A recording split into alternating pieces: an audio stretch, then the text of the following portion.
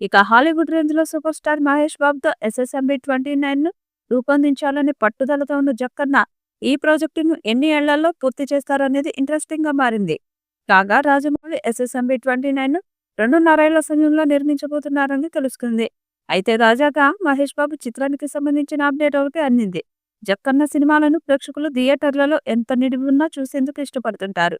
కాగా మహేష్ బాబుతో తెరకెక్కిస్తున్న action adventure film run time ను 3 గంటల 30 నిమిషాల వరకు ఉండేలా షూట్ చేస్తున్నారని తెలుస్తుంది.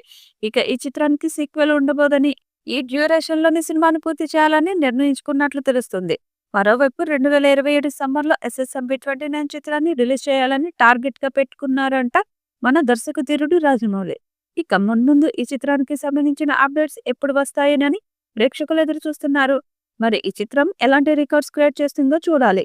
ఈ వీడియోపై మీ అభిప్రాయాన్ని కామెంట్ బాక్స్ లో తెలియజేయండి. ఈ వీడియో మీకు నచ్చితే లైక్ చేయండి, షేర్ చేయండి, కామెంట్ చేయండి. మరిన్ని అప్డేట్స్ కోసం మన ఛానల్ ని సబ్స్క్రైబ్ చేయండి. అలాగే పక్కనే ఉన్న గంట సింబల్ని గట్టిగా కొట్టండి.